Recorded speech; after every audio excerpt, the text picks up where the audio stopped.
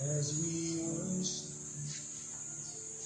let all the world come and see how the mercy we've received from you can set them free.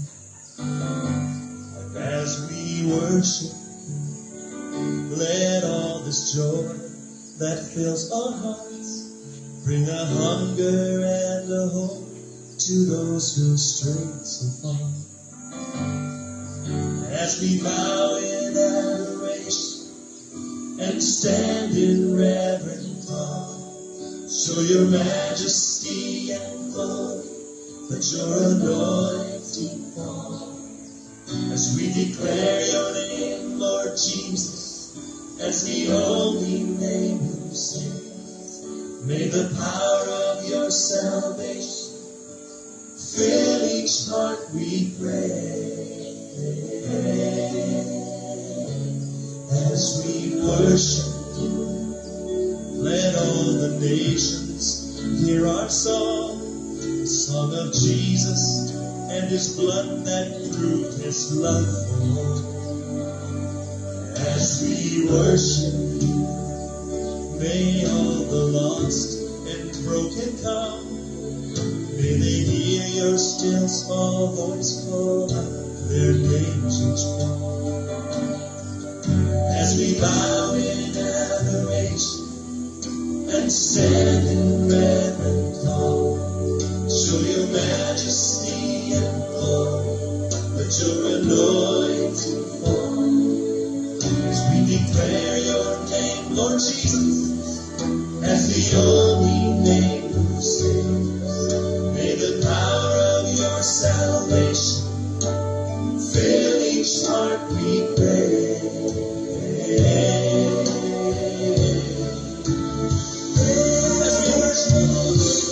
As we worship you, let all the world come and see how the mercy we've received from you can set them free. And as we worship you, let all this joy that fills our hearts bring a hunger and a hope to those who've strayed so far. As we bow in adoration and stand in reverent awe, show your majesty and glory, let your anointing fall. As we declare your name, Lord Jesus, as the only name who saves, may the power of your salvation fill each heart, we pray. As we worship you, oh yes, we worship. As we worship you, as we worship you, we lift our hands and we worship you, Lord. As we worship you,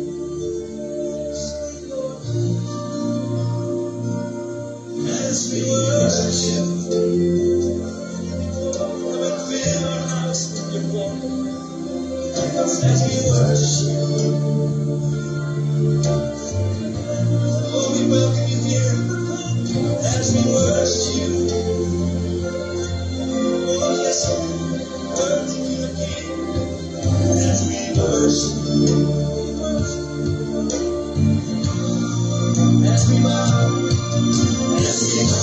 in adoration and stand in reverent awe, show your majesty and glory, let your anointing fall around. As we declare your name, Lord Jesus, as the only name who saves, may the power of your salvation fill each heart, we pray. As we worship you,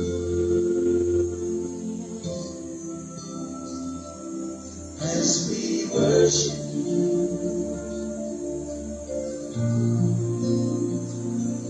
as we worship you.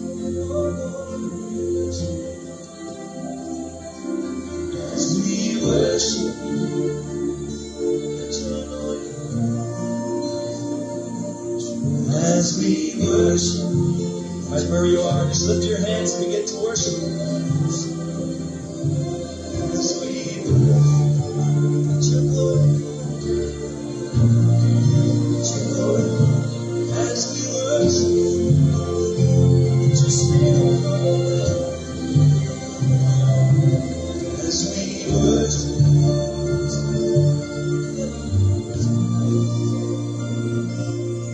as we worship.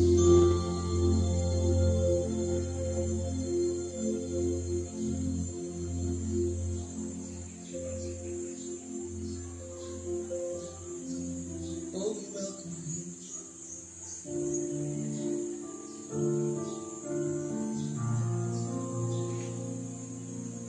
We worship you.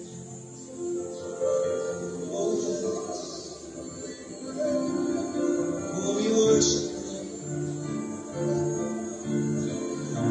Oh, we worship you. Oh, yes, we do.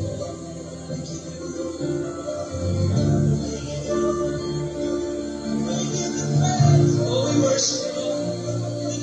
Oh, we worship you.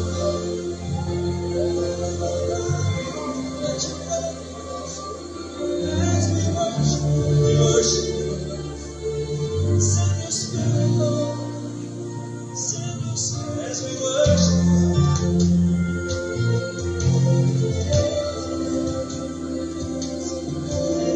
As we worship, as we worship you, Lord.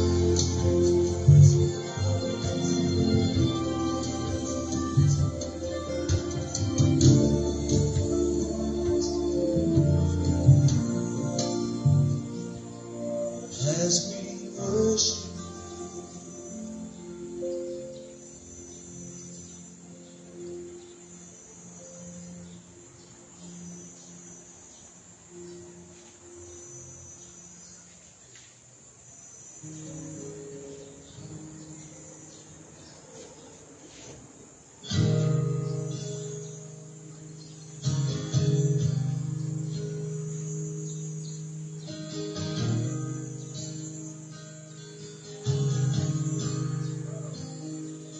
I love you, Lord. Oh, your mercy never fails me. All my days I've been held in your hand. From the moment that I wake until I lay my head, oh, I will sing of the goodness of God. 'Cause all my life you have been faithful, and all my life you have been so, so good. With every breath that I am there, oh, I will sing of the goodness of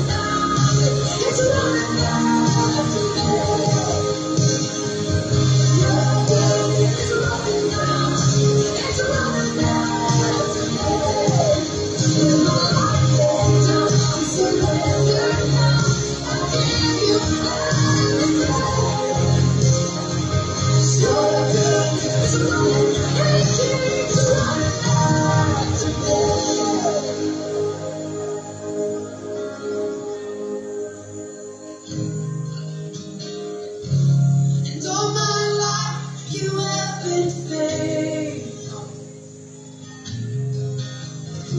And all my life you have been so, so good. With every breath that I am able, oh, I'm gonna sing of the goodness of God. I'm gonna sing, I'm gonna sing.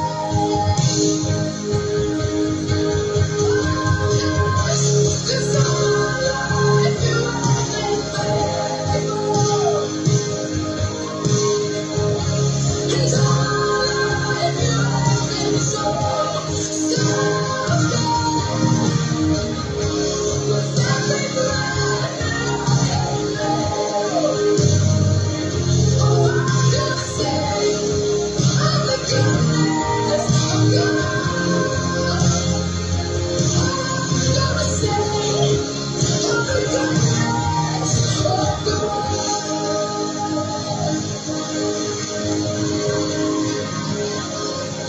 With every breath, over all my days.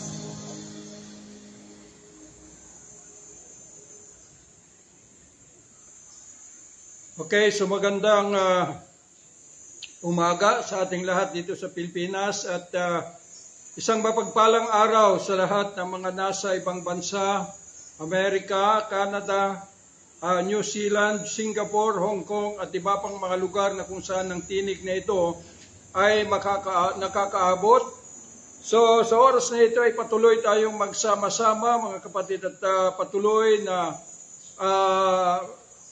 saliksikin natin ang bawat mga katotohanan na kailangan po natin na ito ay magkaroon ng katuparan sa bawat buhay po natin, na ito ay magbibigay sa atin ng tamang landas na ating tatahakin sa ating paglalakbay sa daigdig na ito hanggang sa pagdating ng hangganan ng lahat ng bagay. Kaya po sa oras na ito ay buksan po natin ang ating mga isipan at hayaan natin na ito'y mapasailalim sa kapamahalaan ng Espiritu upang ang lahat ng bagay ay ito ay maunawaan at magiging may kabuluhan sa ating mga buhay. Kaya sa oras na ito buksan po natin ang ating banal na kasulatan doon sa 1 John chapter 1 verse 1 to 3. That which was from the beginning, which we have heard, which we have seen with our eyes, which we have looked upon, and our hands have handled of the word of life. For the life was manifested, and we have seen it, and bear witness, and show unto you that eternal life, which was with the Father, and was manifested unto us. That which we have seen and heard declare we unto you, that you also may have fellowship with us. And truly our fellowship is with the Father and with His Son, Jesus Christ. Father, we thank you for this scripture. I pray to continue, Lord, to unveil lahat ng mga katotohanan, Panginoon, nasa likuran ng epistles na ito, Panginoon, na patuloy magbukas sa amin ng realidad, Panginoon, na kami po ay maglakbay, Panginoon, sa tamang landas na ito'y inilatag mo upang kami po ay patuloy, Panginoon, na magtagumpay sa aming paglalakbay into Thy holy presence bago dumating ang hangganan ng lahat ng bagay. Salamat po, even the presence of all your heavenly hosts, at higit sa lahat, your holy presence, O God Almighty, Dahil kami po ay malaya to stand into your holy presence all day long. Father, we thank you. In Jesus' mighty name we pray. Amen and amen. So ang ating pong tatalakayin ngayon ay about the reality of the word of endless life. So kung titingnan po natin ay ang salita ng Diyos ay patuloy na dumarating sa kanyang bayan na hindi pa sila nagkasala. Kailangan maunawaan po natin ito dahil para hindi tayo malito sa pagbabasa po ng banal na kasulatan. Dahil ang banal na kasulatan ay may dalawa pong event na makikita po natin. Ito po ay scripture at yung pangalawa ay epistles. Scripture ay ito po yung Old Testament na ang fulfillment nito ay walang iba kundi ang Panginoong Jesucristo. At yung event na sumunod ay ito na po yung mga epistles o mga buhay na katuparan at kaganapan ng pagkilos, the full operation of the Spirit of God. Ito na po yung last event, the dispensation of grace, na kalagi kong sinasabi na kung saan dito na natin ihahanda lahat ng sanlibutan ay kinakailangan dito na po maihahanda ang kanilang sarili upang makamtan po natin yung pong karapatan natin na makapasok sa kaharian ng Diyos pagkatapos sa buhay na ito in physical life.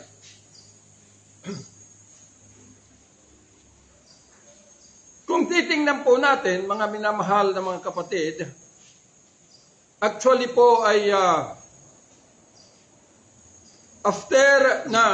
before na makalabas ang mga Jewish people mula po sa Egypt at sila ay mag-exodo, ay dito po ibinigay ng Diyos ang kanyang salita. Ang batas kay Moses upang ito po ay kanilang pamantayan sa kanila pong paglalakbay sa daigdig na ito hanggang sa katuparan ng kanilang misyon, kung bakit sila ay nag-e-exist sa daigdig na ito, ay ibinigay po ng Panginoon itong batas kay Moses, na ito yung tinutukoy ng Hebrew chapter 7, that it is the commandment of, it is the law of carnal commandments. So ibig pong sabihin, ibinigay ito bilang pamantayan nila sa kanilang paglalakbay, bilang natural descendants ng Panginoon, upang sa patuloy na paglalakbay sila ay nanduroon na patuloy yung kapaggabay ng Diyos sa kanila at pagmumotivate ng Panginoon sa kanila with His Spirit. Ngunit di nila namalayan na yung patuloy na paglalakbay at pagdaan ng mga panahon na sila ay nahuhulog sa daigdig na ito at di nila namalayan na sila ay nag-disobey at nakagawa ng transgression against ng Panginoon, against the will of God. Kaya po naputol yung pong paggabay ng Panginoon because yung law na ito ay binigay sa kanila ay isa man ang iyong madi-disobey, you disobey the whole law. Kaya po dito ay nanahimik ang Panginoon laban sa kanyang mga bayan, nang 400 years before the birth of our Lord Jesus Christ, at 430 years nung mag-umpisa ang Panginoong Hesus in His ministry sa daigdig na ito. Kaya ito po yung pananahimik ng Diyos. Kaya sa kanyang pagpananahimik, ay ito yung ay inumpisahan na ibangon ng mga Pharisees at mga Sadducees about 150 years before the birth of our Lord Jesus Christ, ay inumpisahan nila na ipangaral about the law of Moses, the written law, and the oral law, the law and the prophet. So dahil sa pananahimik ng Diyos, ay kanila pong ininterpret yung mga batas at mga propesiya na ito'y ibinahagi ng Diyos sa kanila habang sila ay nandun pa rin yung pagkabay ng Diyos sa mga Jewish people. Pero maliwanag po dito na sinasabi ni Apostle Pedro, nang sabi sa 2 Peter chapter 2 verse 20, chapter 1 verse 20, knowing this first, that no prophecy of the Scripture is of any private interpretation. For the prophecy came not in old time by the will of men, but holy men of God speak as they were moved by the Holy Ghost. So, di nila nakita na ito yung kanilang ini-interpret, na habang ini-interpret nila ito, ay lalong sila po ay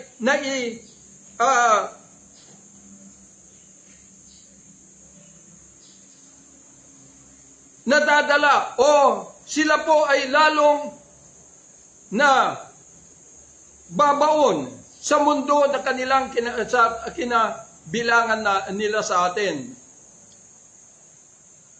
At ito rin yung inumpisahan na ituro ulitin ko po ulit noong dekada or 19th century, noong ibangon ang Bible Institute movement, ay ito na po yung itinuturo, ini-interpret. At hindi lamang ini-interpret, inangkin pa itong mga batas na ito. Na ito na yung isinusubo at ipinapakain sa lahat ng mga tao. Na ito yung sinabi ng Panginoon, na ito'y bumulag sa mga Israelitas, na sinabi ni Pablo in 2 Corinthians chapter 3, na until this day, sabi niya, ang mga Israelitas, the Jewish people, ay nananatili silang bulag in the reading of the Old Testament.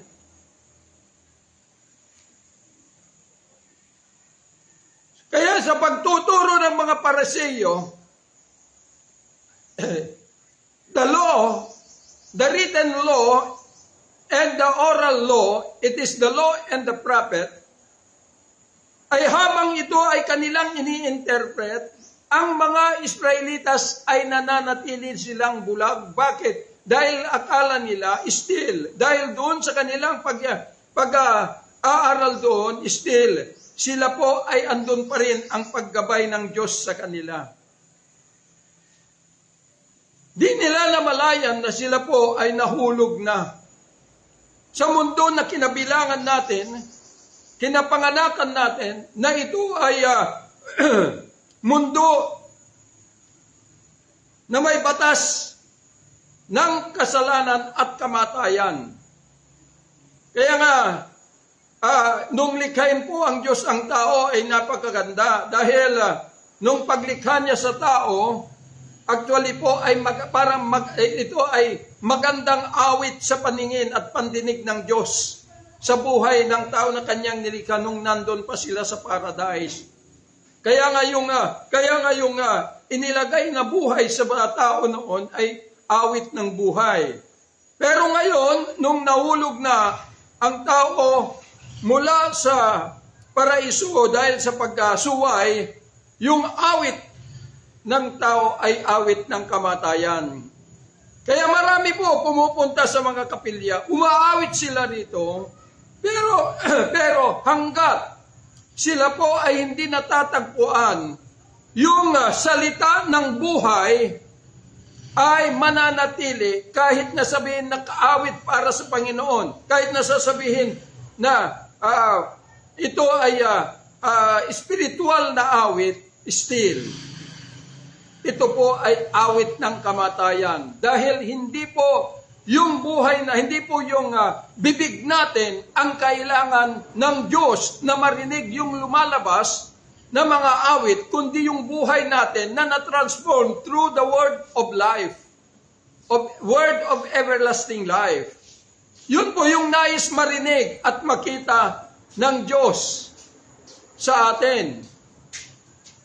Kaya lamang naputol po yung paggalaw, the full operation of the Spirit of God, noong sumibol po yung Bible Institute movement dahil ibinalik nila yung pong pag-interpret ng batas, the written law and the oral law, na yung sinasabi ng Panginoon, the law and the prophet. Kaya maraming mga tao na naging bulag. Kasi hindi na nila hinangad na hanapin ang buhay na Diyos, the risen Christ. Dahil inaangkin na nila na yung kanilang pakikinig ng mga salita na mula sa mga papastor na nagbabasa about the Bible ay inangkin nila na natagpuan na nila ang buhay na Diyos.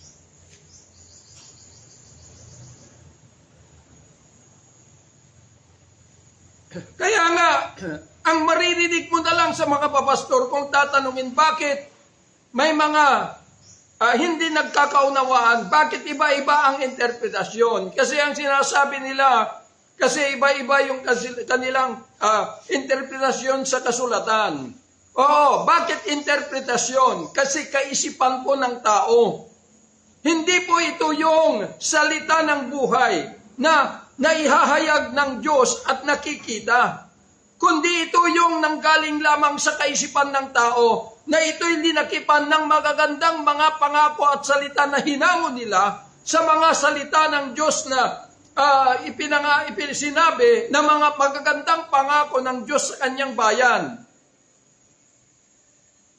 Na sa pag-aakala ng lahat na yung Old Testament, yung pong scripture ay ito po ay naka-address sa atin, hindi po, kundi sa Israel po lamang naka-address.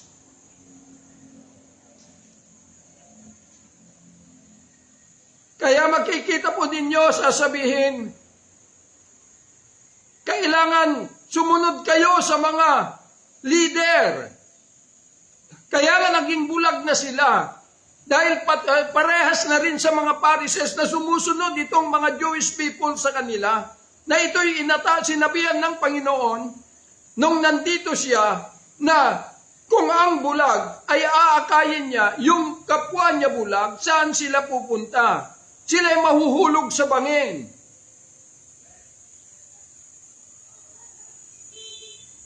Kaya nga, sinasabi po ng banal na kasulatan na noong nahulog na nanahimik na ang Panginoon, ang sabi, hindi po ito dahil pinabayaan ng Diyos yung kanyang bayan, kundi upang maisakatuparan. Hinintay yung sinasabi, yung pangako ng Diyos kay Abraham, na ang sabi po doon sa Galatians,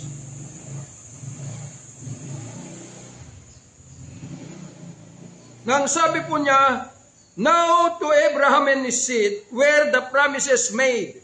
He says, not and to seeds as of many, but as of one, and to thy seed, which is Christ. And this I say that the covenant that was confirmed before of God in Christ, the law, which was 430 years after, cannot disannul, that it should make the promise of non-effect.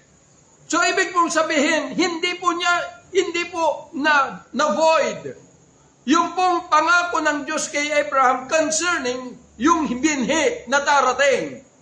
Dahil yung binhi na darating, ito yung sinasabi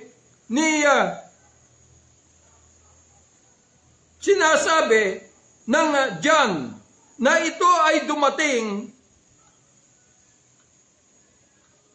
nang sabi, in the beginning was the Word, and the Word was with God, and the Word was God. Dumating ang salita ng buhay. Walang iba kundi ang Panginoong Hesus. Na siya po yung sinasabi ng Book of Mark chapter 1, na nung dumating na ipinganak ang Panginoong Hesus, this is the beginning of the gospel of Christ. So, ibig pong sabihin, bakit gospel? Dahil yung pong batas, the law and the prophet, ito ay naabulis. Hindi ibig sabihin na winasak, kundi naabulis dahil hindi kayang sundin ng tao.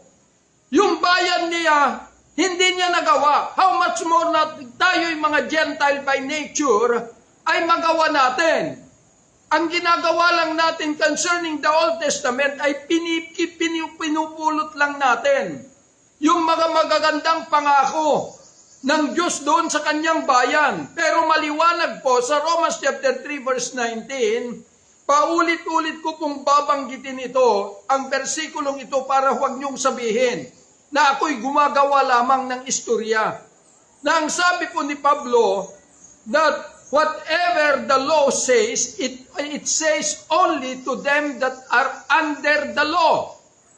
So, the law ay ito po yung the written law and the oral law, which is the law and the prophets. Kaya nga maraming bulag ngayon. Ang tinitingnan lamang ngayon ng mga marami ay yung dami nila. Kung marami silang napepenetrate, sasabihin, hallelujah, revival. Ang tinitingnan nila kapag dumami yung member ng organization. Ganon po ang nangyayari ngayon. Paramihan, pero hindi inuusig. Kaya nga may nagsabi sa akin na, kumusta pastor, kumusta ang ministry mo? Okay naman, sabi ko, pastor, patuloy na naglalakbay kami. At sabi ko, kayo, kumusta na? Sabi niya, pastor, purihin ng Panginoon dahil marami kaming outreaches, sabi nila. At ang dami naming member.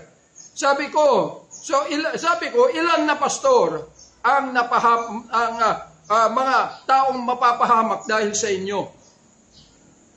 So, hindi nagsalita. Bakit? Hindi niya maunawaan. Sinabi ko yon parang parable para dapat unawain na bakit ganun ang sinabi ko. Dahil marami ng mga papastor na tumutulig sa ayaw maikorek at maituwid.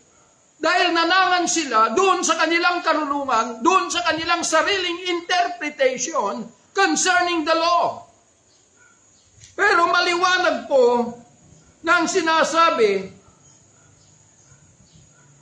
ng banal na kasulatan,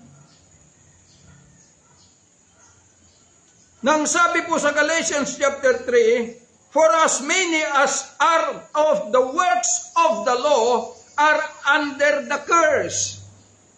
For it is written, cursed is everyone that continueth not in the law, in all things which are written in the book of the law, to do them.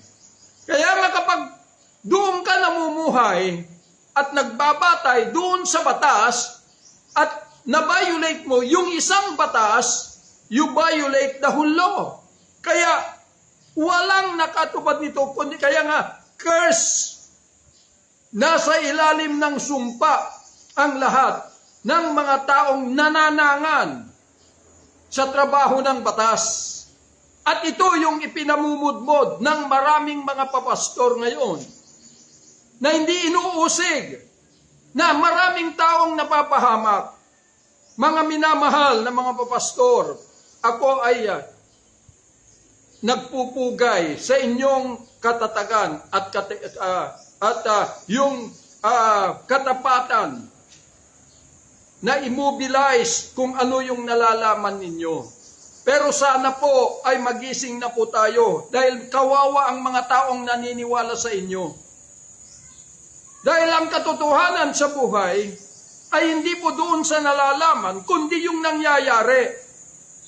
Kaya nga sinasabi sa banal na kasulatan na maging sila diyan, nang sabi niya, that which was from the beginning, which we have heard, which we have seen with our eyes, which we have looked upon, and our hands have handled of the word of life.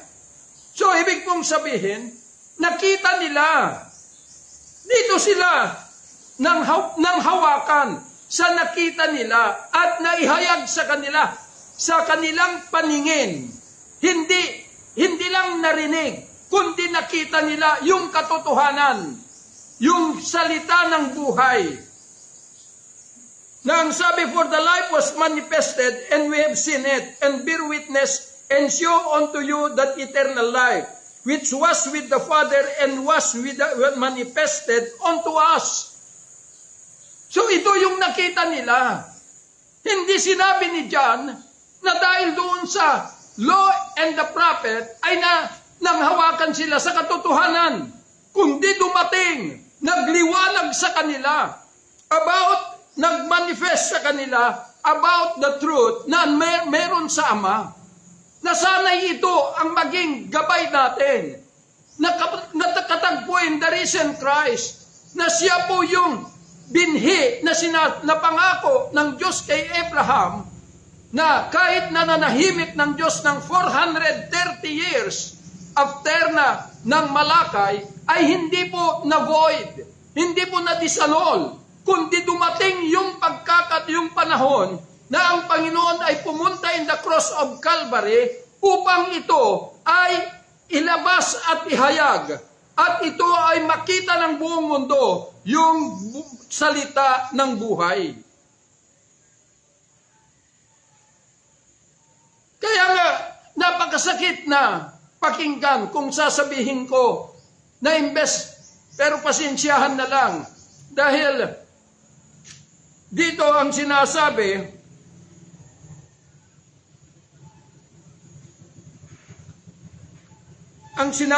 po ni Pablo sa mga taga-Korinto,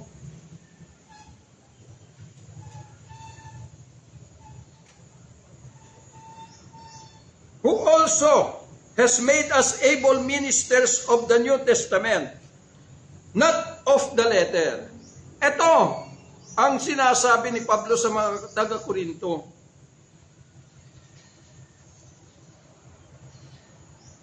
Na ang sabi, and such trust have we through Christ to Godward, not that we are sufficient of ourselves to think anything as of ourselves, but our sufficiency is of God, who also has made us able ministers of the New Testament. Pagka sinabing ministers, hindi lamang sabihin, kundi ipakita, patunayan,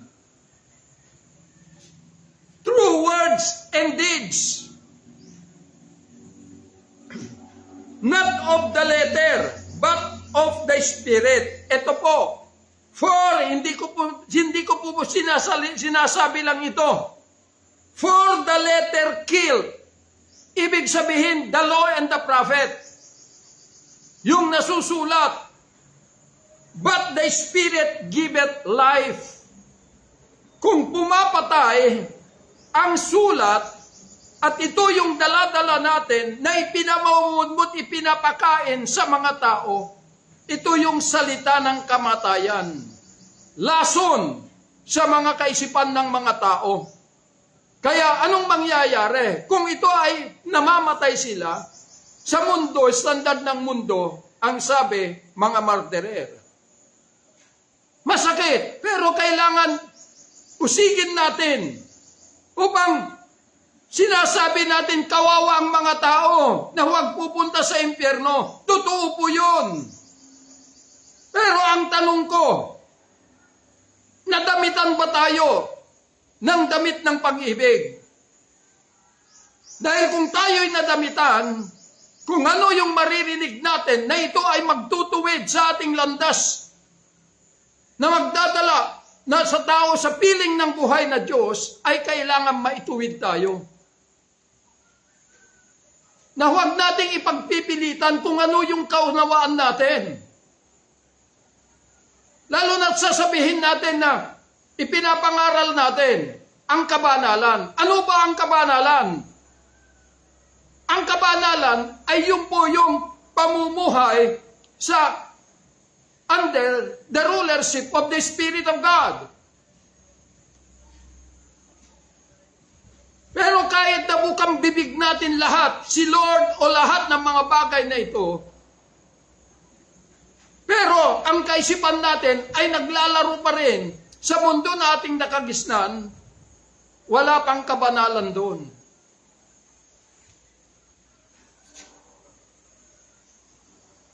Kaya makikita po ninyo, maraming nalilinlang. Dahil lamang sa mga certificate, may mga nagsasabi, yung reverend ay banal, yung bishop ay banal na banal, ay yung mga doctor of theology ay kabanalan. Mga kapatid, sabihin ko po sa inyo, na kapag tayo po ay naordinahan ng tao, hindi ibig sabihin na tayo ay lingkod ng Diyos. Dahil ang lahat ng mga bagay, sa Diyos siya ang nag-uordina.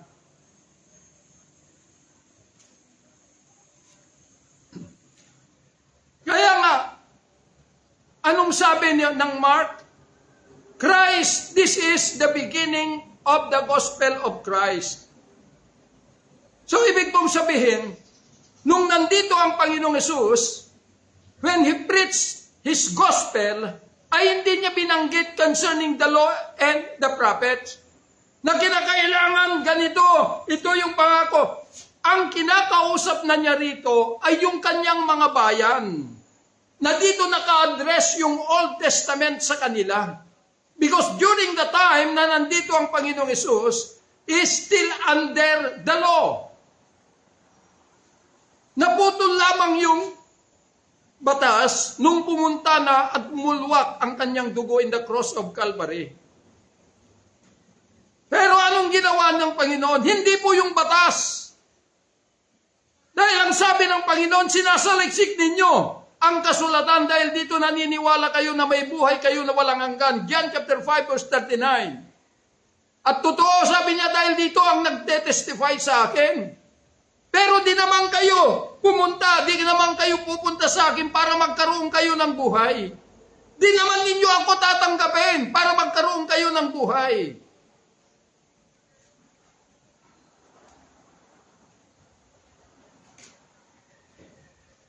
Kaya makikita natin, nung nandito ang Panginoong Hesus, ano ba yung ipinapahayag niya? Bakit galit ang mga Parisiyo sa Kanya? Bakit galit ang mga Roman sa Kanya? Dahil sa mga himala na nangyayari.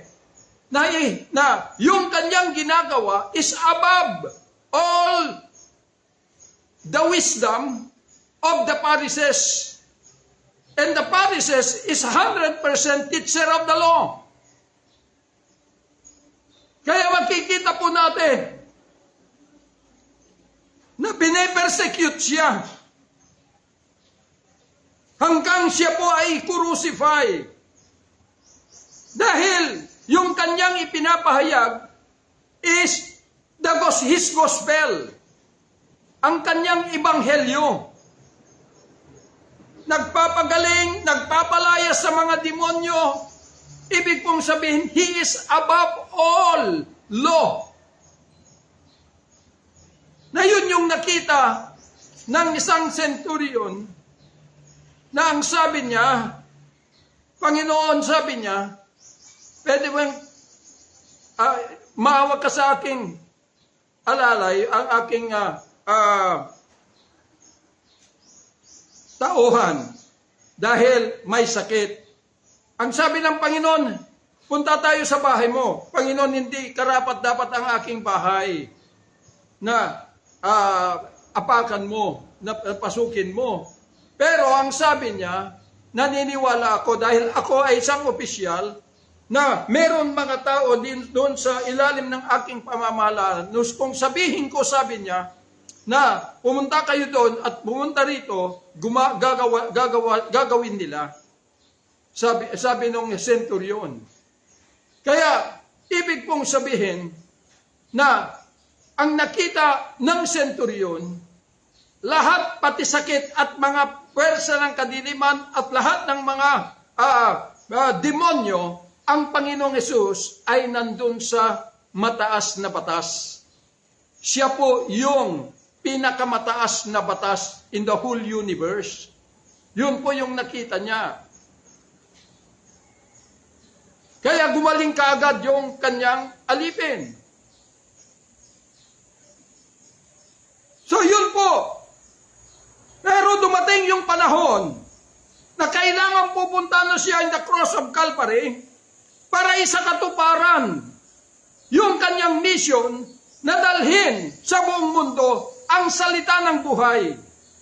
The word of endless life. Kaya kailangan pupunta roon. Ngayon kung pupunta roon at kanyang isakripisyo ang kanyang buhay, sino pa ang magpapatuloy to preach His gospel? The gospel of Christ. Kaya nga nung siya po ay namatay at siya ay nailibing, 3 araw na 3 days nabuhay siya. At nagpakita sa kanyang mga disipulos. Anong sabi niya? Na ito na naman ay inangkin ng mga Roman Empire at mga papastor. Na ang sabi niya, go and teach all nations. In the book of Mark, preach the gospel to all nations. Kaya yun yung ginagawa ng lahat. Kaya lamang ang kanilang ipinamumudmod ay yung batas na nabulis in the cross. Ini-interpret the law and the prophets. Inaangkin yung batas na hindi naman nai-address sa kanila. It is only addressed to the Jewish people.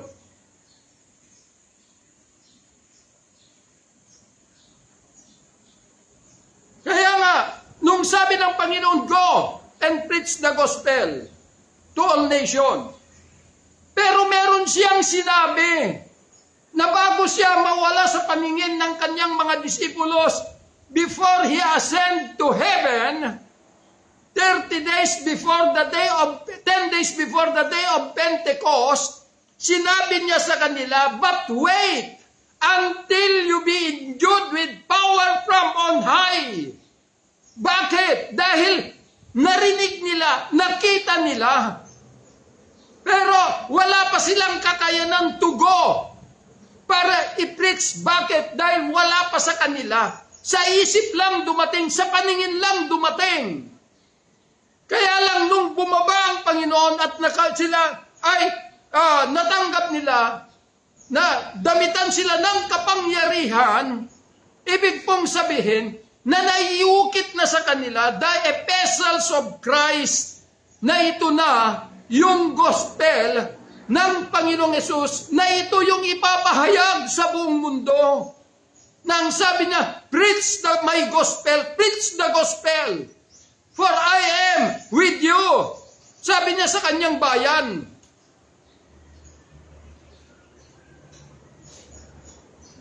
Kaya nga maliwanag na yung kapangyarihan bumaba, the power of the endless life ay bumaba.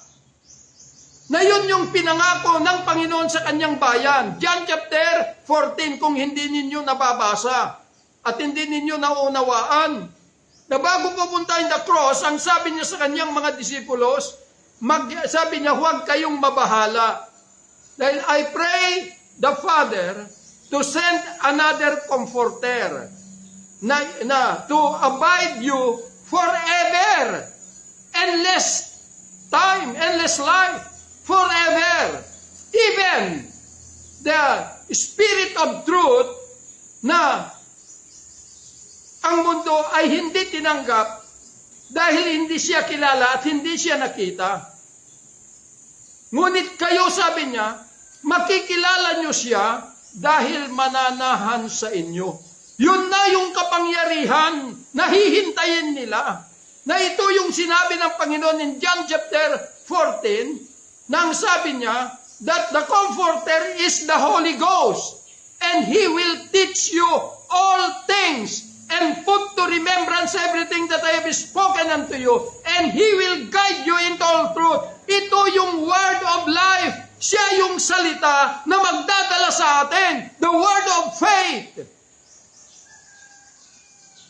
At ang salitang ito, it is the everlasting or the endless life. Hindi po yung Biblia. Tapos na yung Scripture because Christ has already fulfilled the Scripture. Kung babasahin mo, babalik tanawin mo lang, pero huwag mong angkinin, kapatid. At huwag mong ibatay na ito'y pangako sa iyo kung ikaw ay hindi. Hindi pangako sa iyo ng Diyos ito.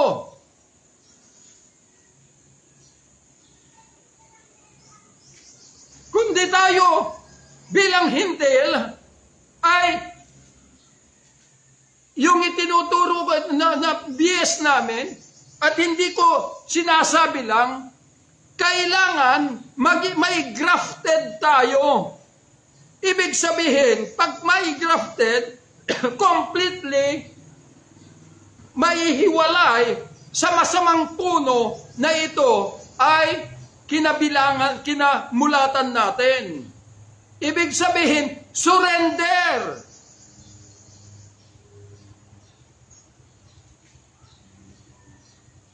So, ibig pong sabihin, totoo po yung sinabi ng isang kapatid na sa Jewish people, they live as a planted tree. Na sila ay mamuhay bilang naitanim. Pero tayo, kailang mamuhay tayo as a grafted. Kaya lamang kung na-grafted tayo dito sa puno, yun po yung dahilan yung na pumunta ang Panginoon in the cross of Calvary upang siya po ay tatayo bilang isang puno ng buhay upang lahat ng buong mundo dapat dito na maiga-grafted.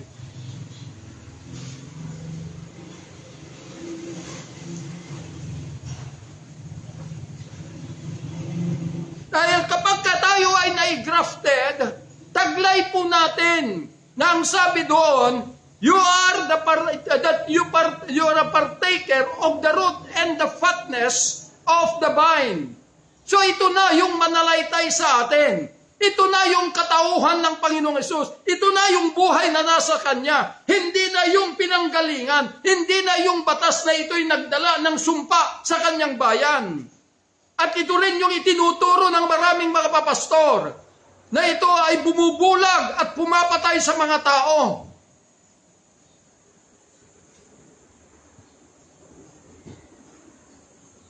So, ibig sabihin, kinakailangan completely surrender. Kailangan maalis lahat yung mga buhay na ito ay nanggaling, naiwan sa atin mula doon sa masamang puno na pinanggalingan natin. Na dito tayo namuhay, awit ng kamatayan. At dito lilipat na tayo, may grafted na tayo sa puno, walang iba kundi ang Panginoong Hesus. At dito, unti-unti nang mapapalitan yung awit ng kamatayan sa awit ng buhay. Kaya yung mga salita na ito'y bibigkasin natin ay salita ng buhay. Hindi po salita, nabubulag sa mga tao. Kaya makikita ninyo ang dami-daming mga gawain. Pero hinahati-hati nila ang mga pamipamilya. So bakit ayaw nilang tumalima?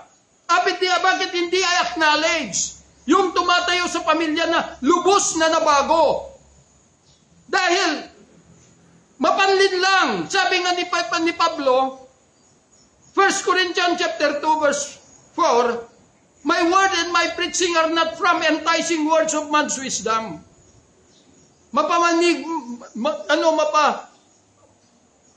Bighani na pananalita ng tao. Kaya nga kung magsalita ng matalino, pagkatapos kalakip yung kanyang titulo na bishop o reverend, walang tao na hindi titingala sa kanya. Dahil yun yung pakilala ng mundo, na sila ay mga lingkod ng Diyos.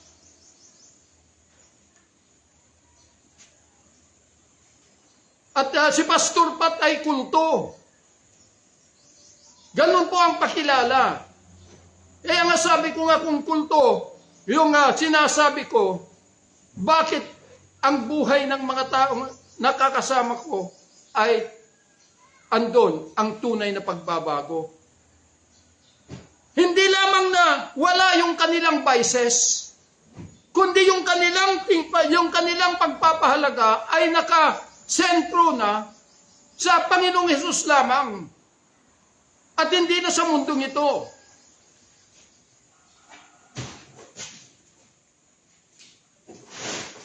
Kaya makikita po natin lahat ng mga galing sa Bible School, serving to master pagka inangkin nila na naglilingkod. Bakit? Dahil hindi po naalis yung kanila pong pagtangkilik sa kayamanan sa daigdig na ito.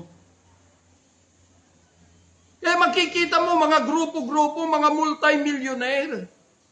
Sasabihin, pinagpala daw sila ng Diyos, si Satanas ang nagpala sa kanila. Dahil siya yung unang nag-offer ng kayamanan kay Jesus nung gusto niyang linlangin. Tinanggap ng mga matatalinong tao. Kaya ang nangyayari, ang mga gawain ay naging business. Hindi na po ang Panginoong Hesus. Kaya po mga minamahal na mga kapatid, tandaan po natin na yung nakaraan na panahon, dahil doon sa kanilang pagsuway sa batas na ibinigay ng Diyos sa kanila, about the law and the prophets, ay unti-unti na sila po ay napasama at napabilang sa atin. Pero salamat sa Diyos dahil hindi po ito nawalang saysay. Dahil yung pangako ng Diyos kay Abraham about the Lord Jesus Christ, the seed that will come, ay dumating.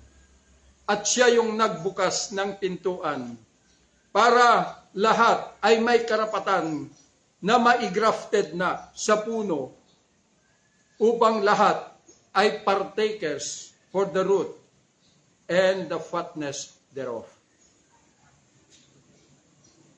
Kaya kailangan gumising na tayo. Dahil kung ang hinahangad mo lang ay makilala ka ng buong mundo, ang pangalan mo, na ang hinahangad natin ay yung makilala ang organization na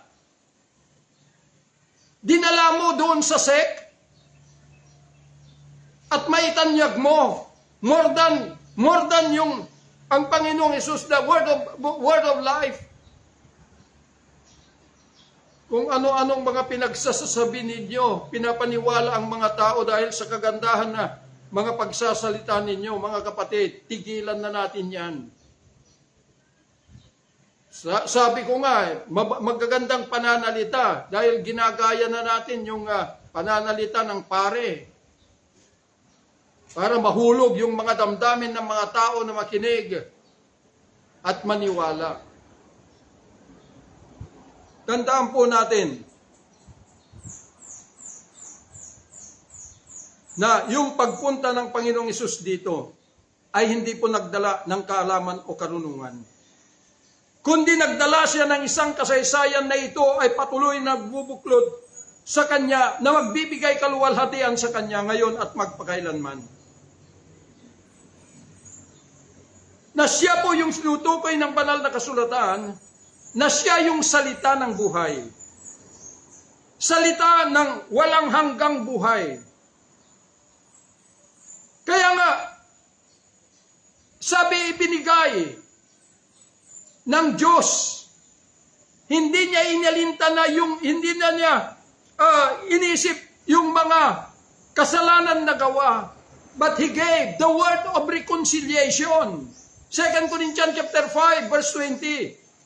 And the word of reconciliation ay walang iba, kundi ang Panginoong Hesus, the word of life, na siya ay may taglay ng nagdala, the Holy Ghost, na siya po yung word of faith, na siyang magdala sa atin upang makapaglakbay tayo sa kalooban ng Diyos bago dumating ang walang hanggang yung end of all things.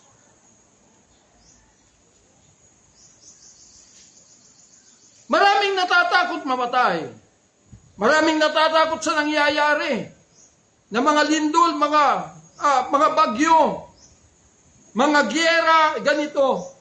Pero tandaan ninyo mga minamahal na mga kapatid, yung pagdating ng salita ng buhay ay papawiin na niya ang takot. Dahil kahit anong mangyari kapatid, ang katawang physical lang na babalik sa lupa ang mamamatay. Pero ikaw na kaluluwa na nabilanggo dyan sa kasalanan na yan, sa kadiliban na yan na buhay, ay wala kang kamatayan. Kaya nga dumating ang liwanag, the word of life.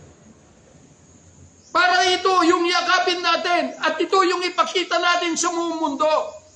Hindi yung kaalaman na binabasa mo at ini-interpret ang batas at ang propetas.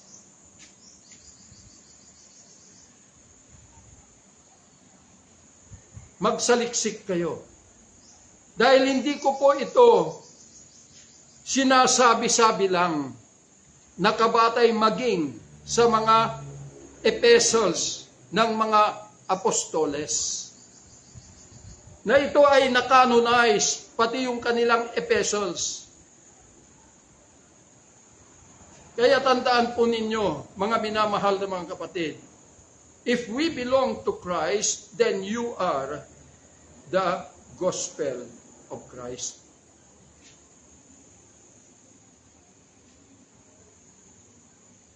And if you are the gospel of Christ, ay ikaw ay nadamitan ng batas ng pag-ibig. At kung nadamitan ka ng batas ng pag-ibig, hindi na kailanman magkakahiwa-hiwalay, kundi mabubuklo-buklot ang lahat ng nakay Kristo na maging isa sa Kanya. Kasi grafted Ito po yung larawan ng kaligtasan. Whatever the mouth confesses unto salvation, ito na po na yung ebanghelyo, na yung word of confess salvation, ay ito na yung cleaving to Christ. If you are saved, then you are cleaving to Christ. Ibig sabihin, you are already fully grafted. At hindi ka na ma-uproot doon. Maliban kung ikaw tatalikod, God is going to cut you down. Kaya po mga minamahal na mga kapatid, sinasabi ko ito, malapit na po ang panahon. At ang dami ng mga tao ang naliligaw at napapahamak dahil lamang sa maling mga turo na hindi naman pinapatunayan ng kanilang mga sarili, kundi puro bibig.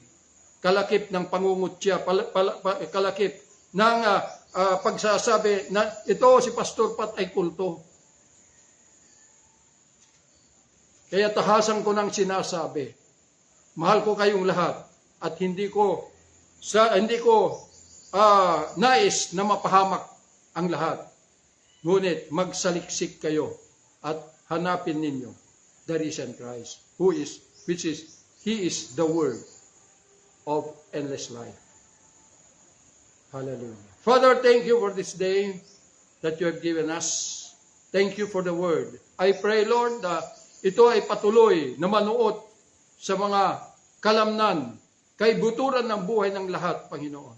I pray, Lord, na patuloy na ang lahat ay magkaroon na po, Panginoon, ng pagnanasa na katagpuin ka. And humble themselves before your holy presence, O God Almighty. Na hindi po ito, O Diyos, na pagpapakita ng dami ng mga miyembro na gayag na sila ay mga mananampalataya. Pero salamat po dahil ipinapaunawa mo ang lubos na katotohanan. Kaya po patuloy, Panginoon, ang mandato na dadalhin po namin to unveil the reality of the truth. Father, we thank you. In Jesus' mighty name we pray. Amen and amen.